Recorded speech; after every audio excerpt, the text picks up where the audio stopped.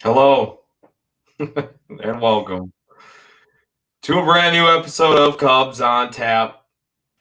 It doesn't feel like a new or good episode of Cubs on Tap. Recurring theme this week, very depressing. And this one, the worst of all of them, probably this week. Not in the sense of anything like different that happened tonight than we've been seeing over the last week, but I don't even want to do the show tonight. Nick, like I'm in that state. We were just talking about it. I'm in a state of like, what do we even say? What do you even do at this point? Like it's like it feels like the season's over. Cubs, anyone just tuning in now and didn't get a chance to see the game. First of all, you didn't miss anything because it ended the exact way that you would expect when the Cubs are collapsing. Cubs lose, they get walked off 4-3 in extras in Milwaukee. So we are doing a funeral, and Nick over here is suited up just in typical fashion as you would be for a funeral. I'm in all black. I got my cross out, saying some prayers here, more so reflection. Nick, before we go any further, how are you doing, my friend? You know, it's not going great. It's been a lot of pain, a lot of games in a row where it's just been heart-wrenching losses, and it's been a collapse from hell in September. It's unbelievable. I didn't think we'd be at this point right now. I didn't think, you know, I thought we were going to be in it till the end, the very end. So it's depressing, man. Like you said, it's like you almost don't even want to do the show because just talking about it's painful because you're just right there, you're so close, and it ended up just being a fall, a really big fall. And like you said, death by 1,000 cuts there. It's been a lot. I didn't know what else to title this. I didn't know what else to put my name as. Something. It's always something different. I try to be. Yours says pain. It's very Yeah. painful. I like what Jeremiah here. Thank you, my friend. He says, guys, in the comments, guys, it's been one hell of a season. It's been a pleasure to spend it with you guys. Can't wait to see what the offseason has in store. Thank you, Jeremiah. We appreciate you spending with us all summer. We obviously love doing the show. We're not going to stop doing it. There's still 2 games left in the season, which we'll talk about all the scenarios. There's only one scenario now that makes sense that the Cubs can make the playoffs, and it's just even weird to say because it's really just a Hail Mary miracle point here. Yeah. Because what has to happen, first of all, the Pirates. I'm not even mad at the Pirates. Pirates lost their game tonight. They were up. They ended up losing. They were up 3-0 over the Miami Marlins. They ended up losing the game. Come from behind fashion for the Marlins. They just continue to churn out these close victories. On the other end of things, which the Cubs keep losing these close games late in the season here, and everything has went to shit since September 7th for the Cubs. And the Marlins, I'm not mad at the Pirates because the Pirates, you have to take care of business. You're a team in the playoff hunt. You're a team that had it all there for you to take care of your own job. Do your own job. Take care of business. You're in. You don't have to worry about what happens with these other teams. You put yourself in this position where you have to worry about these other teams, and shit like this happens.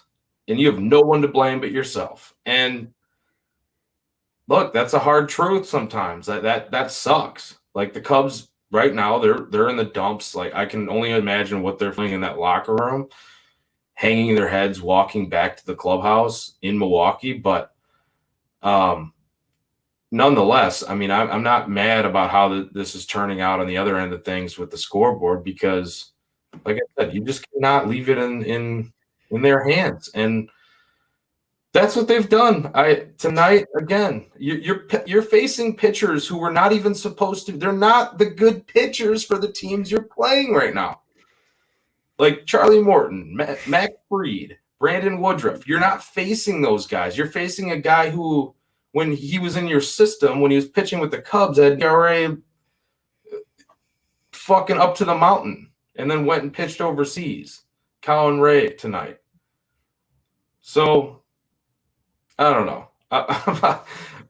I'm not going to turn this into like a bitch fest, but like it really feels like it's just dagger this week, dagger after dagger after dagger. How bad can you feel in a week? Yeah. And how hopeful can you get just to have your hope crushed immediately? And it's like these losses have been piling up on Cubs fans like hearts. It's been very bad losses. They haven't been ones where you're, oh, this is over early on. They've been, you're right there, you're in the end. All you need to do is secure the last 3 outs, and you can't do it. It's like there's been very close games that have just been lost. And like you said, it's even more frustrating because our opponents that we're competing with to try to get to the playoffs are pulling off the 1-run victories, pulling off the extra play that they needed, making that extra throw. And it's like, for some reason in the month of September, the Cubs just didn't get there. And it's like so upsetting. And like you said, scoreboard watching is only fun when your team's winning. Otherwise, it's like, why even look? Because it's hopeless. So at this point, like you said, there's a miracle scenario. I'm wearing the suit for the funeral because I fully believe it's pretty much done. And I mean, I've seen things where people say it's been a good season and whatnot. And I'm not saying it hasn't been a good season. It's just right now we need to mourn this horrible collapse because that's what it was. It was a collapse from hell that I didn't expect. I don't know if you didn't expect it, but I did not expect it. They were looking like they were going to pull this off and maybe compete in the playoffs. And it's like, fall from grace, man. No, I didn't expect it either. And I'll tell you, like, yeah, no one expected. I shouldn't even say that. All right, look, you look at where they're at in the standings, or just record wise, right? What is their record right now? Because off the top of my head, I should know this. It's 82-78. 82-78. All right. Is that far off from the record prediction that we predicted, all of us? I predicted 90 wins. If they would have just freaking held it together and got 8 more victories, they would have had 90 wins. Like, they weren't that far off. They really weren't that far off of like what we thought was a little bit of an outlandish, my prediction being at 90 because it was a high number. So they shit the bed is what they did in September. And it's just so unfortunate, man. It really is, because this is a team that really could have been a story. They were already starting to be, and now it's kind of turned into a laughing stock, like an embarrassment. And it's sad because that's not who they are. That's not who they want to be. Like you said, they're feeling this. I saw that they like couldn't get to that extra gear that they needed. And you feel it, you watch them go through it. Then the pressure mounts as these games become more and more crucial. And I think they couldn't handle it, and it just collapsed. And I guess my main point there too, one reason why I asked that question is because, I was underneath yours. I didn't expect them to get as high as that many wins, but I think it was 83-79 or 84-78, somewhere in that range. And they're a win or two away from being there. But the way they got there just feels so different than if they would have had some sort of, up and down, up and down, up and down. It was a very down, down, down, up, up, up, up, up, up, up, up, up, down, down, down, down, down. Like, yep. It was a streaky, weird. This last month, to put yourself in this position. All right, look at it this way: they needed to do a lot to put themselves in the position where they had it all in their own hands, and they did have it in their own hands for a long time. Whether it be the wild card, whether it even be the division. If they would have kept winning against some of those shitty teams when the schedule got easier, right? Yeah. The schedule got easier, and we're like, oh yeah, they're gonna be in it. And then the next time they face the Brewers, they might be taking over that division. It didn't happen like that. There were games this year where, even going back to earlier in the season, that you lost, that you just left shaking your head wondering how the hell did you lose that game? And they've run out of gas here. No question about it. Jeremiah here, our bullpen needs to be a priority this offseason. And then he said last night was first game that I willingly chose not to watch all season. Other good comments here, Bruno and Omar as well. But yeah, I mean, the bullpen totally lost gas, right? I mean, when Quas is like a guy that you are relying on in a game. I mean, this guy has pitched a ton of games appearance-wise from both the Royals and the Cubs. Like, overall, he has pitched a ton this season. Why? I don't know why he's so trusted. It's because the Cubs can't trust anyone. Mark Leiter Jr., splitter was not quite there towards the end of the year. He just lost it. Julian Merriweather wasn't even as sharp as he had been for most of the season. Adbert Alzolay returned tonight. Good to see him back, but too little too late. Like, really, we could have used Adbert Alzolay. Nothing. It's not his fault. Adbert Alzolay and Michael Fulmer and Brad Boxberger, who's barely been healthy at all this year. Yep. Was it a matter of not having the horses to some extent? Yes, I do believe that. But was it also a matter of not having the health at the right time? Because we saw this bullpen when most of them were healthy, right? They were nails for a good solid stretch. Like, there were times this season that they were nails. Now, I always thought at the deadline they should have went out there and gotten a lefty. And I was wondering, still to this day, questioning that decision. It wasn't the only one thinking they should have done some more. I know Tyler was saying that here. We all were kind of like, rotation-wise, that's going to need a bump. I'm not even ready to talk off-season, though, Nick. Like, that's the fucked up part. Like, where are you, man? Where are you? That's where I'm at, man. I cannot get past how sad I am about this. And for some reason, like, I'm taking this one a lot harder this season because it was such a magical, like you said, the up was really fun and it was really awesome. And, there were times when David Ross would press a button in that bullpen, they'd come out and just, like you said, just get it done. And they were nails. Like, they were awesome. It was so fun to watch. And when they were doing great, they were doing great. And everyone's morale was, really high and we were really having fun with it. And then, like you said, there were stretches where we had a really hard time watching, where it was like, what are they doing? I even remember doing a show with you where we were saying, like, they look like they're not even like awake out there at one point, and they totally turned that around. Like, they totally came back. So it's that much more painful because you're like, they came all the way back. They controlled their destiny. They were 1.5 away from the top spot of the division at one point. And then, like you said, they just couldn't take care of their business with the bad teams. And then injuries and things mounted up and it fell apart. But you're right. I can't even think about the offseason right now. And we're going to have to get there real soon, right? We're what, 2 days away? Yeah. Here's the miracle scenario. I don't know if I laid it out earlier. We talked about this off air. So the miracle scenario now, after losing tonight's game and the Pirates losing their game against the Marlins, is the Marlins have to lose both of the next 2 games. The Cubs have to win both of the next 2 games. And then the Marlins will have to resume their game that got delayed and postponed, not quite postponed, but delayed, that they're winning 2-1 in the 9th inning right now with runners on base. So the Marlins would have to lose that game to the Mets on Monday and lose these next 2 games. The Cubs have to win the next 2 games against the Brewers. Like, this is it's a miracle, Hail Mary. It's not happening, right? So you're saying there's a chance? I mean, who knows, right?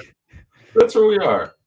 Who knows? I mean, it is. It's like a Hail Mary. That's all it is, because literally it's baseball. Like we say, it's baseball. Who knows? But in the same token of it's baseball, it's like the Cubs were playing good baseball and then they just weren't. And it's like puzzling. It really is. There were all those errors. They started looking not so sharp towards the end. And it's like, I don't know what happened. I don't know where they lost their edge. I'm glad you brought that up, though. That is the most puzzling part and frustrating part to me. It's not the bats. Great comments all throughout. David Snyder, Darren Orand. So hopefully I'm saying your name right. Great comments in here. A lot of chatter in here. But the most puzzling part to me, Nick, the heirs. Nico. What's Nico doing? Like the times that he is making these errors, and he's gotten lucky on some of this stuff too, because some of it's been like, oh, that could be bad, and you barely escape out of it. Tonight, I mean, that's a double play ball all day long. I don't care. It's not an error on the book or whatever. It's a fielder's choice. That's an error. That's not good. Then you got Ian Happ looking like he's had I a know lot of. Yeah. But like very weird routes, doing circles in Yeah. the outfield. Like he makes you uneasy when he's out there right now. Not really the glove handling, balls popping out. Like It's like you don't need to slide, but then you're kind of half sliding and the ball pops out. And Dansby's had some situations here later in the season too that's like you are a surefire. And he made some great plays tonight too. Don't want to take anything away from Dansby Swanson or Nico Horner for that part in the field. Even Ian Happ last year, right? Gold Glover. I don't think he's quite been the same this year out there, but Seiya Suzuki, the mistake earlier in the week. I mean, we can go on and down the line. Yan Gomes throwing a ball into left field the other night. Like, there's just so many different things that are happening defensively that I feel like that's the most frustrating part because we kind of knew the ups and downs of the offense. Yeah. Going into the season, we kind of thought that. Rotation-wise, Stroman not being Stroman, that kind of really hurts, I think. Bullpen-wise, guys getting hurt. Guys not quite having it. You're using a lot of the same guys. There are really no fresh arms out there at all.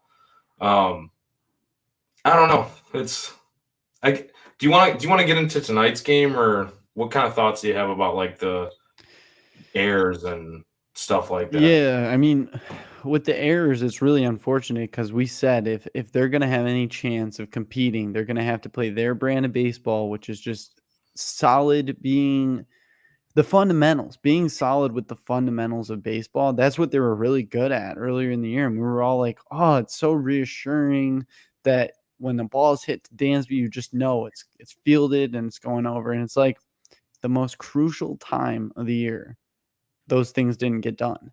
And I saw in the comments, crunch time baseball. Exactly. This was crunch time. This was time to buckle it down and be who you were that got you to this point and then some. And they couldn't even do the first part. So it's like they really had no chance once they moved away from who they were, like you said, with no errors and like being solid up the middle, and Ian Happ in the outfield being solid. And it's like things just kind of unraveled.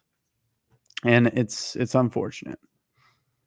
PCA diving for balls when he shouldn't be diving for balls. Like, yeah, a lot of unfortunate stuff, Nick. A lot of unfortunate stuff. I guess we'll get into tonight. I don't even want to. I don't want to. Yeah, So, I mean, you could just skip to the ninth. I mean, we really could. So I'll start at the beginning though, because Hendricks was pretty good up until the fifth inning, right? Hit kind of a roadblock there. I don't think he was getting killed though. I mean, he got himself into some trouble. He walked, a guy or two. Got himself into some issues there. Ended up getting the early hook. Didn't even make it through 5, I don't believe. Rough one though. This is a rough game for this to be potentially his last outing in a Cubs uniform. That's, to me, that's the ultimate dagger for tonight. Like, if it couldn't get any worse, like it basically being your season on the line, you lose another one. You've lost 14 of your last 20 games. You lose in Milwaukee, where it's basically Wrigley North. Their freaking chairs are green. Like, it's Wrigley North. Yeah. Like, I just noticed that today, by the way. I never know if I actually noticed that their chairs were, their seats were actually green till today. Wow, you fucking frauds in Milwaukee. That's the only thing I can guys today. Um, yeah, that sucks, man. That sucks. Seeing Yeah, Kyle Hendricks walk off the mound like that sucks. it does. It wasn't a fitting exit for him at all. It's just I hope we see him back, man. I love Kyle Hendricks. I really do. He's a pitcher that in this day and age you don't see very much, and he's a guy that can still do it. He really can. I could see him making a turnaround and just being a solid pitcher. So it's like I hope he comes. I love Kyle Hendricks. I hope they figure out a way. But we'll see, man. But like you said, he pitched well. Carlos Santana did Carlos Santana things. And it's unfortunate, but it's not on him. It's really not at all. This loss. This loss is on situational hitting, and they just couldn't get that run in. They couldn't get it done. It's infuriating. It really is. Yeah, I do like the fight again tonight. Like Yeah. that's The the fake worst part of rally. it. Yeah. The Ugh. other worst part, I guess, the worst part was, Yeah. there's a million worst parts. They're all the worst part. Everything is the worst part. But the fight in this team is real. Like you see the Candy Man, he's been out for so long, hits one to right center field, a bomb, right-handed, being a switch hitter. That was nice to see. I thought that kind of gave him a little bit of a spark. Then when Morel with that triple down the line, Yeah. he caught Yelich over there napping, and he's like, "Yeah, I'm gonna take third too, motherfucker. Go ahead, do your little lob thing in. Like, you think I'm gonna stop at second base?" I love that. Got the Yeah. guys going. Was doing like the PCA windmill over there at third base, and going back and forth, giving him a little bit of a spark. I like that. Yep. But and then Hap, like, And then that was huge. Yeah. That moment, like I was bought in. I was like, oh my God. I was driving home. I'm like, this is insane. I was really bought in that moment, man. Like, you get that feeling. mhm. I got it. I was like, we're going to sweep the series. It's going to be okay. We're going to squeeze in. And it's like, no, that's not what happened. It's easy to get bought in too when you've seen it from this team so often this Yeah. year. Come back, clutch. Like they've done it a lot this year, different times. Yeah, and finished it off. Like this, they've shown that they're able to be that team to finish it off, because it's not easy to do, to get all the way there and then just complete it. They've shown that they're able to do that. So it's like, where has it been? Even just a little bit, but it's all been gone. So, like you said, it's taken a lot, everything to go right to get to this point, and then it's almost like everything to go wrong. It probably took a lot of things to go wrong, obviously, to get to this point, because it's like the Diamondback series. Like there were a lot of moments where you really missed out on opportunities. I'll be honest with you. It's funny that you said I was bought in that moment. In that moment, I was, but like in my head, I was also thinking, if they don't score again in this ninth inning, Oh, we're gonna have problems. yeah. Because yes, you took the momentum, right? You 3-3, just knowing where this bullpen is. You get them into bottom of the ninth situation without a shutdown reliever now moving forward. Rest of the game, you get into like extras with that runner on second base situation. All hell and chaos seems to be happening with this runner on second situation. And lately, that's not a good situation for the Cubs. You go back and forth, back and forth, back and forth, and you don't pull it out. Yeah. That's what's been happening lately. Now the rule doesn't feel so great, right? Now I'm Right. like, I hate this rule. Yeah, lately I've been saying I hate the rule.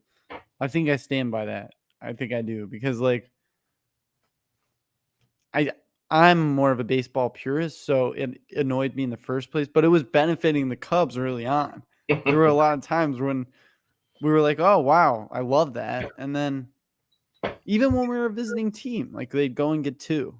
They would take advantage of the guy at second, and then they get another one. Like I don't know where that all went. I'm just puzzled.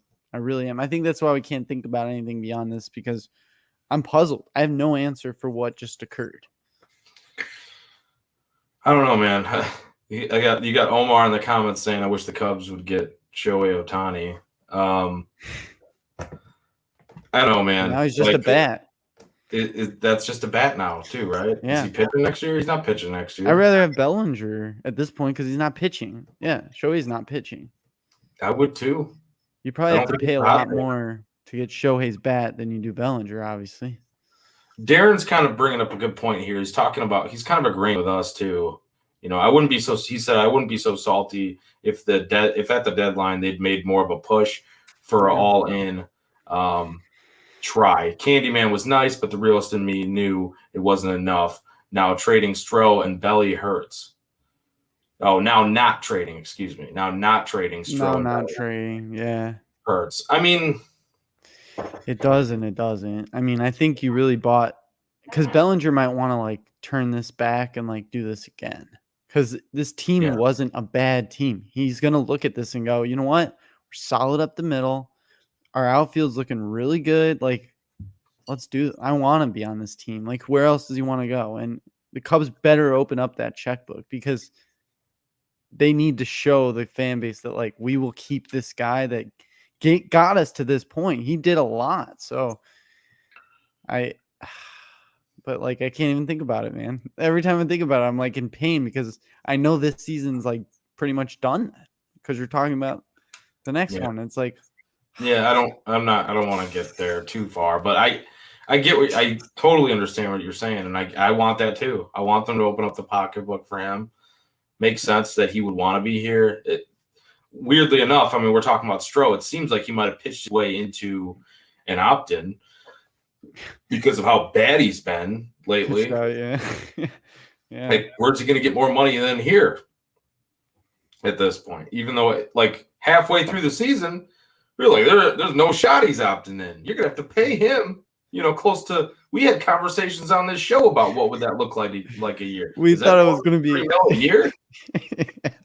We had conversations. How fucking crazy does that sound now, Nick? It's actually – I needed a good laugh, because I remember those conversations of like how big the number we were, and we're like, ooh, it might be like we can't even like want to pay that much to a starting pitcher. And now, like you said, he pitched himself out of his possible contract that he could have gotten. It's like, I think he's gonna want to opt in for sure. Take the money. But as crazy as that is, I like that he's gonna opt in now, because I feel like he's gonna come out next year as long as he's healthy. Yeah. Do Stroh-like things. Like, get an off season in, and yeah. I do too. I would love to see him. Do you think if they like keep him, then Hendricks, like, will they? I know it's like it's so tough, because I feel like it's horrible. I don't want to get too far. We keep saying more for the other. Yeah. We don't want to. Yeah. I'll say this though. I don't know. None of us know. But I think they're too similar in the sense that they rely on soft contact. They're not overpowering pitchers. You almost have a situation where you are looking to build a similar rotation that way, as we've seen in years past that didn't work. And I think they got to go out and get like a power arm ace, like second to Justin Steele, or even ahead of Justin Steele, power guy that can go out there. And because this was a great Cy Young type of caliber season from Steele, but it was one season. Basically, he's been doing it for, a season and a half now, a full season and a half. But I think you need a 1-2 punch that can go out there and make bats miss, go out there and miss bats, and be like that ace. So that's my little like short take on it, I guess. Like, I don't know what that means for Kyle Hendricks, but I get the feeling that he might be. Yeah, I do too. Unfortunately, depends on Tyon though too, and Tyon's got the deal locked in, so it's like, well, shit. What are your options here? That's what I'm saying. The Tyone's shown a little promise at the end of the season here, some flares. So, I mean, He's been good in I don't September. know. We'll get into that. It's just like, yeah, it's very depressing to think about because even having these conversations, we shouldn't even be thinking about this right now. We should be thinking about what it's going to take to get us into the wild card. And it's like at this point, it needs a miracle. Yeah. And then David Schneider's here talking about the untapped arms from the minors could have brought up to help. Green ERA under 2, Duffy ERA 3.77, Rucker ERA 1.69. Maybe could have used these arms. You can't make this up. What were they thinking? And I don't know what that noise was. It was like hashtag. And it was, yeah. Didn't want to cuss, even though I already said the F word before that. We cuss multiple times. Yeah. We do cuss. I don't know why I was trying to bleep that That's out. okay. But it was like a sprinkler. It's there already. Yeah, exactly. Yeah, Nick, I don't know. Back to tonight, I guess, because that's the main reason why we're on here. And somehow we lasted over a half hour, and we both looked at ourselves like, what are we going to talk about tonight? Because I didn't want to do the whole back and forth, break down the game thing. I didn't want to do that. It just doesn't matter to me. Sorry, you hang in there. I don't know, Nick. I don't know where to go from. I don't know where to go. No, I totally get it. Here. I get it. I mean, I agree with David's comment a little bit. I think I do miss when they used to have all those spots available. Like they really took away a lot of roster. You know, the expansion. When the rosters expand, you can't expand it as much as you used to be able to. You used to be able to bring in a lot of guys for late in the season, but you can't do that anymore. So, I mean, they brought in Little. It's like, I don't know. They probably could have done more. They probably could have sent another guy down that they didn't have any trust in. It's like there was a point where Juice said you got to try something new. And that does resonate in my head because it doesn't look like they did. It doesn't look like they did try something, try to change up, throw a big, wrench into something, try to see if something works in the bullpen because it was clearly an issue the whole September. Yeah, I mean, I don't know. It's tough because it's like, who is that guy? Now, Rucker was a guy that was mentioned here. I've never been a Rucker guy. I like Darius Rucker. I don't like Michael Rucker. So things are not all right for me. Yeah. When he's in the game. And yes, he's brought me some pain. There's been some bad moments with Rucker that I can recall right off the top of my head. Yeah. He's got power too. That's the weird thing with him because he's got a decent fastball, and when he's on, but he's always on in the low leverage type of situations. I can never ever trust him in a high leverage spot. That's just me. And yeah. So yeah, great that he's having success down there, but probably a reason for that, in my opinion. Yeah, and he's talking about the at-bats that we left in Iowa too, Perlaza, some of these other names. Yeah, I mean, PCA didn't really quite work. Canario had that big hit, but then he didn't really get a chance to play. So it's kind of tough. You rely on guys that get you there at the end of the day, though, too, right? I think that this team constructed the way it wasn't a poorly constructed team. It really wasn't. It turned out to be a pretty decent club, all in all things considered. Guys, you got surprise performances from Mike Talkman. You didn't expect that from him. Jan Gomes. Everyone was like, "Whoa, Wilson Contreras, we're all dead now. How could you let him walk?" He had a great freaking season. Great season. We're talking the season's over, and it's not. We're gonna do our whole recap show as a group, but yeah, a lot of positives from this year, and I think this experience is really good, even though this is death by 1,000 cuts type of week. good experience nonetheless. It is, and like you said, the seasons it's been good. It's just I think for me at least, it's such a weird feeling this season. Like how weird it's felt, the ups and ups on ups and downs, like you said, and it just feels like this wasn't the way it was supposed to end. And obviously, you're gonna feel that way, but it really feels like that.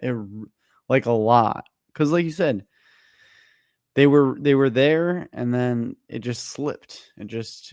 They just lost it. And they lost who they were. They stopped playing the brand of baseball that they knew that got them to where they were. And for some reason, like the people that were doing the things that needed to be done, it just fell off for some reason. It's so weird. Doesn't make sense. It doesn't make sense. And the bullpen issues, I mean, we could all kind of see it coming in certain situations, but it didn't feel like it was supposed to happen. It didn't. I mean, we all had the higher hopes going from the midway point of the season. I think we all just felt really good from where the team was heading, and I still feel good about the future. This doesn't change my outlook on that. I don't think they're very far away. Like they're not far away. So you make those adjustments in the offseason, you make some more additions, you cut ties with who you need to cut ties with. Yeah. You're just that much closer, in my opinion, and you see some more development. You go out there and you get the big fishes. I know somebody was talking about Tom Ricketts in the comments. Look, this ain't Ricketts. Like, this ain't Ricketts. They did spend some money. They're going to spend more money. That's what's going to happen. Spoiler alert. Because they did spend money and they will spend money. Like, they want to win. Yeah. They want to win. You look at every other organization in Chicago, Nick. Every other organization in Chicago, it's an absolute dumpster fire outside of maybe the Blackhawks starting to come back to relevancy here. Other than that, the Cubs are the team that you can really look at and be like, yeah, this team might be going places too. So, yeah, it's a funeral tonight, but like, it's not all that damn bad. Exactly. And yeah, I agree 100% with that sentiment, especially the sadness is from this season. But if you look onward, there's a lot of light ahead. Like there's a lot to be looking forward to.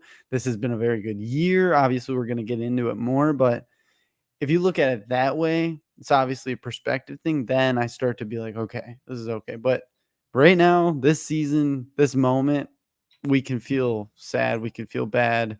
It's okay to feel this way because it was very like painful. It was a bad week of baseball. Like one that I'm probably going to remember my whole life of just like, it was really painful. Like that Seiya play, it's not his fault. Like obviously that moment, yeah, but like this wasn't his fault, but it's going to replay. Like you're going to remember like these things, unfortunately. And it's a sad thing, but there's also going to be those moments like the Morel home run and stuff that will always be there too. So it's been a weird season, man. It really has.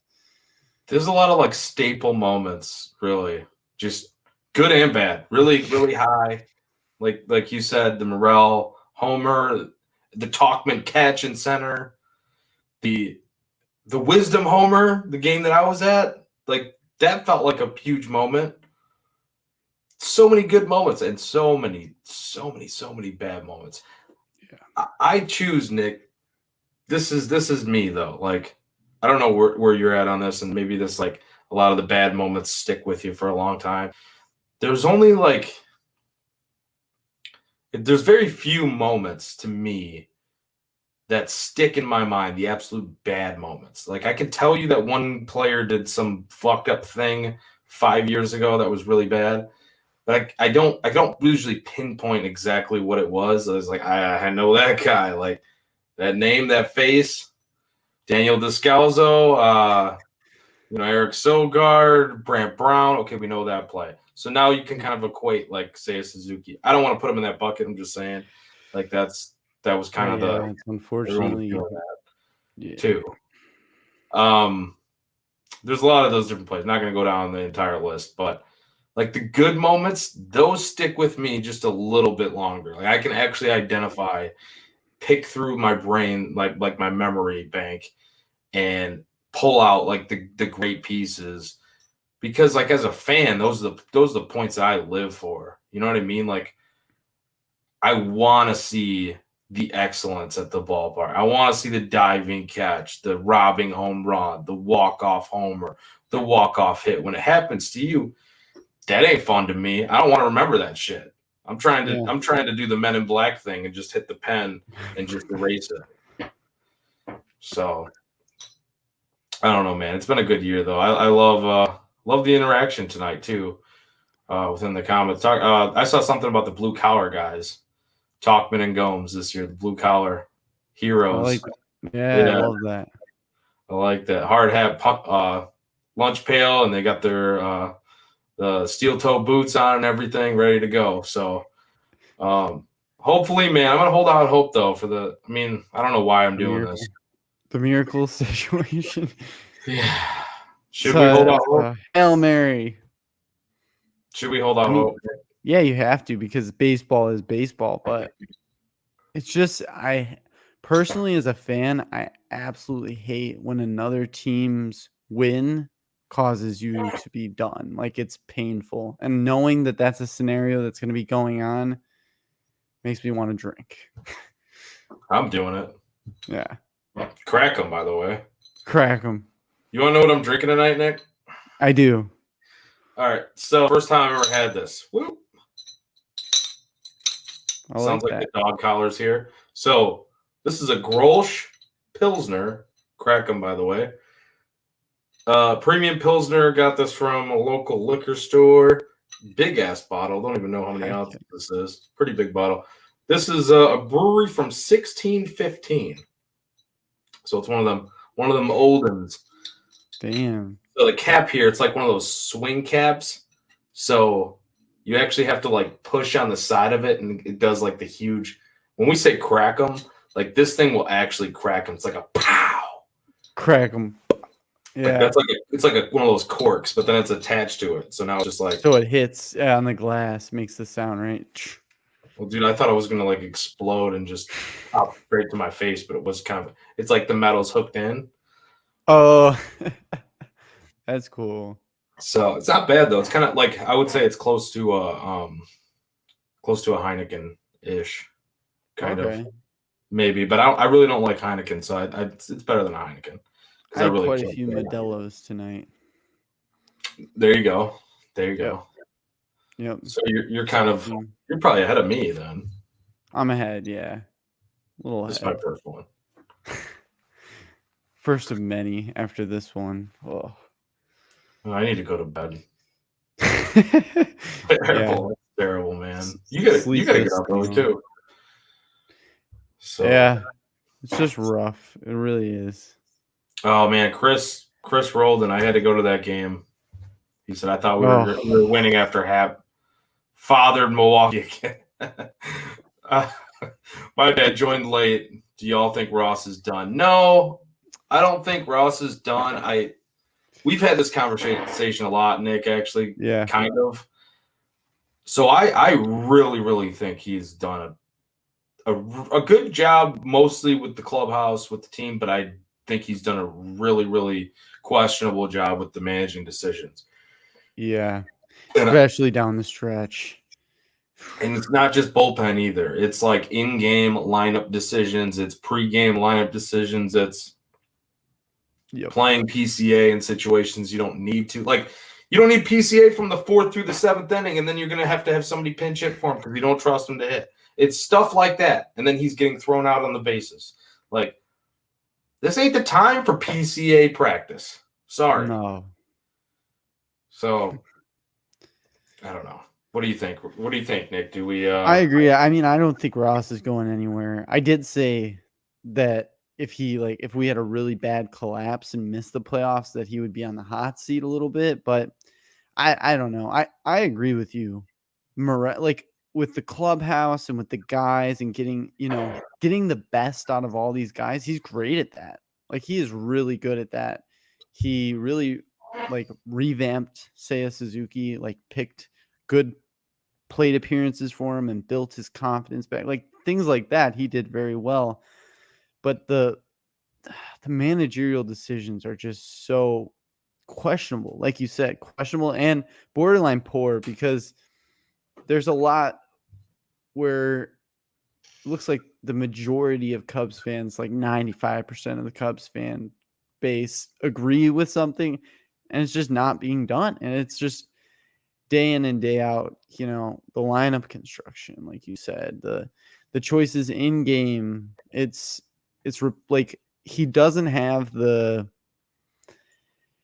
It's weird because catchers usually make really good situational managers, but he doesn't have like the experience. It feels like he needs more like experience, and we don't need to be in that situation right now. We need a manager that's ready to win right now and has an ability to pull those strings. And it's like, you love Ross, you love who he is to the Cubs. These guys obviously love playing for him. They play the heck out of, for him. And it's like, but at the end of the day, like I said, you have to have someone that's ready to win right now. And it just seems like he needs more time under his belt to get to be a good season, like a good manager, like a solid guy. I would say right now he's just questionable, like you said. I think he's a D plus when you need a C plus, or just a D. Like, he's a passing grade from the reasons that you outlined, right?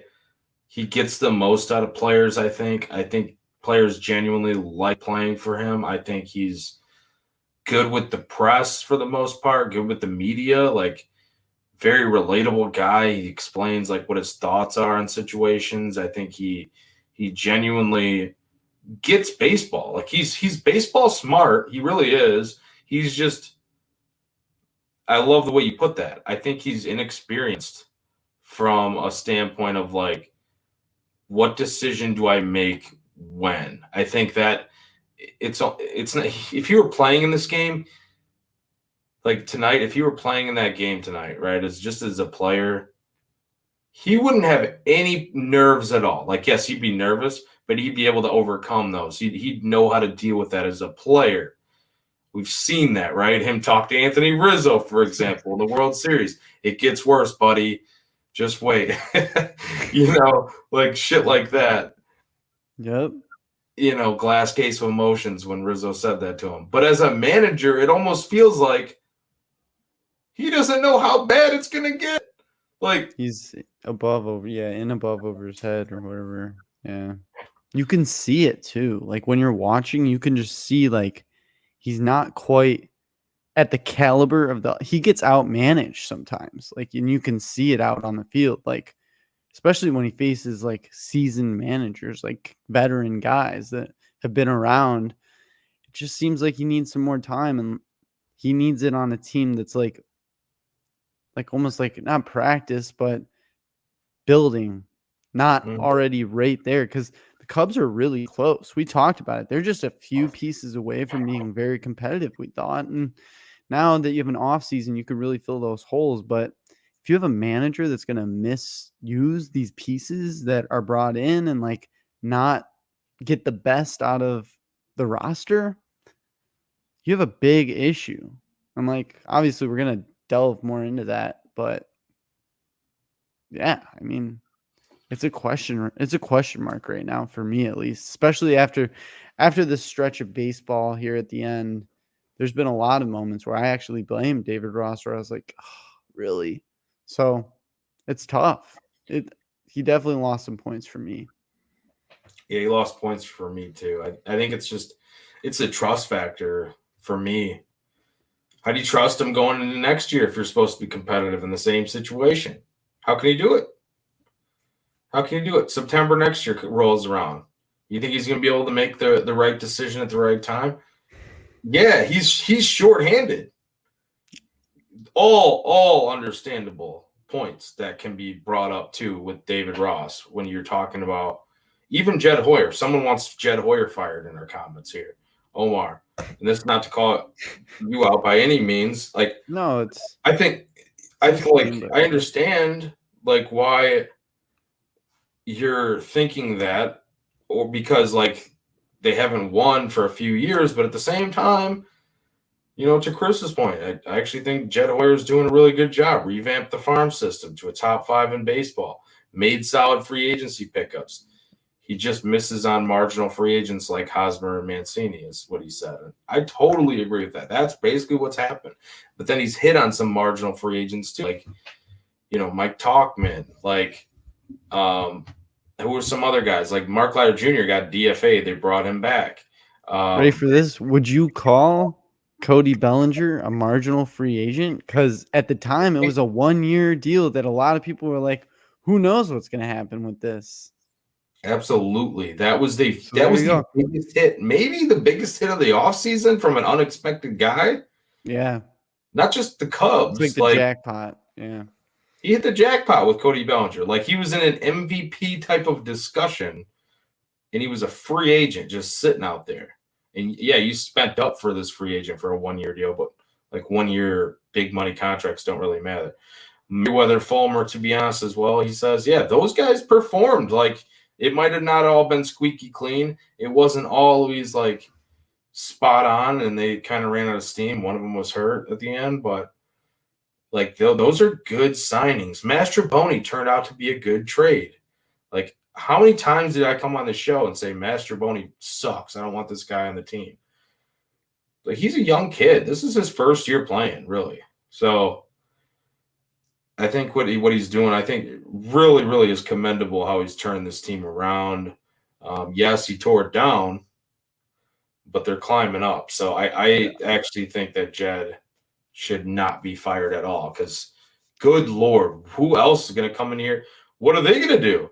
That's an unknown situation, Nick. I don't like unknown situations from like who's doing that job too. Like the grass is not always greener on the other side, That's a great point, man. Exactly. I mean, the only person I can think of possibly you would want to fire is David Ross. And it's really painful to say because Rossi, like, we all have a special connection to him. Like, it's a great story and like you want him to do better, but it's true. If you look at the sheet, he doesn't have the experience. He hasn't been a manager for a long time. He hasn't had, these are tests that have happened, obviously, and you learn from heartbreak.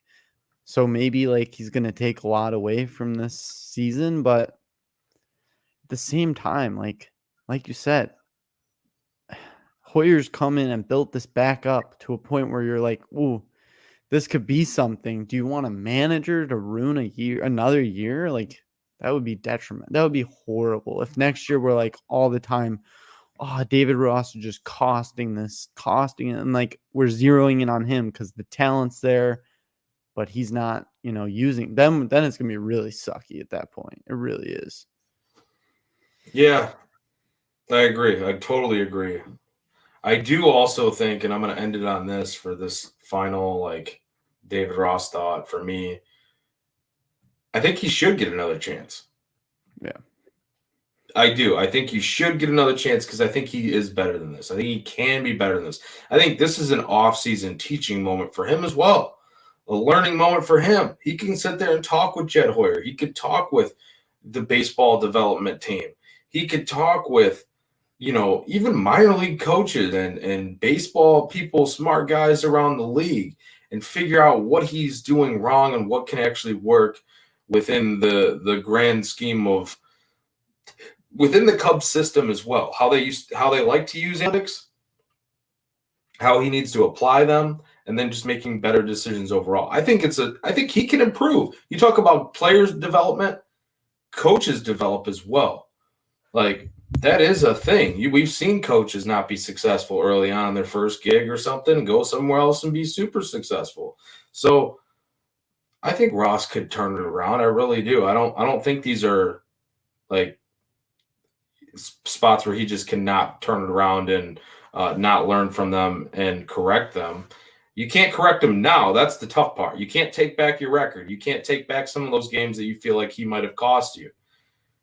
That's the hardest part right now, toughest pill that we have to swallow as fans and people that just love the game or love the Cubs. But it is what it is, man. We're in this situation. It's not all on him, too. Like Dansby Swanson, where has that guy been from a bat standpoint, right? Lately, for the most part. Swanson struggled, and Swanson has had a great year. But like towards the end here, and Bellinger wasn't carrying you anymore. So then what do? So you have holes in your lineup all of a sudden, too. Bellinger's been solid, he's been great, but like he hasn't been MVP discussion, Cody Bellinger. Well, even while we knew it was like Acuna, Matt Olson, like it was never really going to be him. But like our MVP for the whole season, undoubtedly, was Cody Bellinger. But towards the end here, when you needed someone else to step up, it wasn't necessarily happening, and he couldn't quite carry him. So, like with Swanson, though, to me, it just felt like, and I heard JD even say it on air tonight, a couple of those pitches, at least one of them, he said it, felt like he was pulling off of it. And I noticed that too. I put out a tweet out there, Nick. I'm like, Swanson needs to do the. Did you ever do this as a kid, by the way? Like, so when you're in the box, right? I'm gonna do like a little demonstration since we are on camera too. When you're in the box, this is something I like. An old coach taught me. I was like 9, 10 years old because I was pulling my head for no reason, just pulling my head, swinging. And he's not necessarily pulling his head, but he's pulling off. And that's what JD was mentioning. You bite down on your shirt. It keeps your head in there as you're biting down as you're swinging. Because you're keeping it. So it's weird. I know it's really weird, but like, and it's little league shit. That's what I feel like Dansby Swanson needs to do right now because he's missing pitches that are like right down the middle, pitches that he could be taking advantage of. Not necessarily just missing them. He's grounding out because he's ahead of it, or he's fouling it off down the left field line, or even when he's waiting back, he's fouling it off down the right field line. He's probably getting fooled by the pitch on those. But like, I don't know. Don't even know why I started doing that little demonstration, Nick, but I feel like that's what Dansby needs to like. Someone needs to have him do the biting of the shirt. The bite shirt drill, yeah. No, that's good. Keep your head in there. Yeah, you don't want it like flailing out like that, like you said, pulling off the pitch. Mm-hmm. But I saw a lot of Dansby slander, and it's like you can't blame Dansby at all. You could not put all that pressure on your shortstop to just carry you like that. Like he's just not, he's not that guy. So I agree. Yeah, and what I said wasn't to be like Dansby. No. I'm saying like I'm saying I've seen slander, but yeah, in the same sense, exactly. Like there were a lot of pitches that were there that he missed down on, a lot of plate appearances too that like could have gone the other way. It's just, I don't know. It's unfortunate. Back to square one. It's unfortunate, Nick. It's all pain, man. It's unfortunate. Fuck. We are where we are. 2 more games. Let's enjoy it. Yep. If we can, let's enjoy it. Yeah, great comments, guys. Appreciate all of you in the YouTube tonight or Facebook, wherever you're at watching, Twitter. We're riding with this team just like you guys are. The whole roller coaster all season long. It's been a lot of fun doing this show. Next time you hear me on the mic here, it'll probably be at the end of the season. Nick, I'm not sure. We might do a Sunday show too, so I don't know what schedules are lining up, but we will have an end of season show with the entire group on it. So all 5 of us, me, yourself, Juice, Ron, Tyler, so all 5 of us. It's going to be a lot of fun, man. Any final thoughts for tonight's game, though, or like previewing the next 2 games? Because we could preview them, but no, I don't want to preview them. No, I can't preview them. I'm just gonna, I'm gonna go to bed hoping for a miracle. Like when you're a kid, just like hoping that it would somehow happen. Because you have that blind optimism. So I'm gonna try to just go to bed with that hope that it's all gonna fall into place. But who knows? More than likely, these next 2 games aren't gonna really matter. But oh man, we'll see. I mean, it's horrible. But Darren understands the shirt and the mouth trick. See, there we go. It is there you horrible. go. But you know what, Nick? Chris remembers. He just remembered he has to go to that shopping mall on Sunday to watch the Cubs. So I think that's like the good like superstition thing, right? There we go. Okay. So maybe the miracle, the Hail Mary has hope. We need something. Something.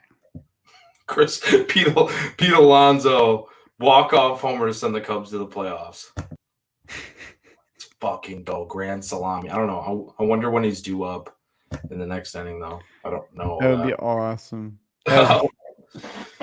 Just like a collapse. That'd be I don't crazy. know.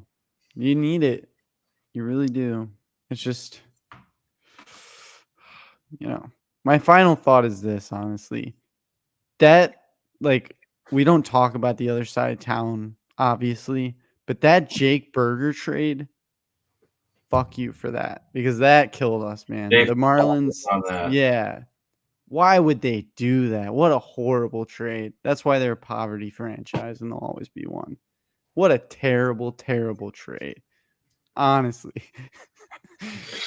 Dude, I'm not even going to say it because you're going to be like, you're a fucking idiot. So I thought that was a good trade by the Sox. I liked that. Because of Eater? Yeah, I liked Eater. No, it was a horrible trade, and it makes sense because it came from that organization. But really, they fucked us so many times this year. They did. What the fuck?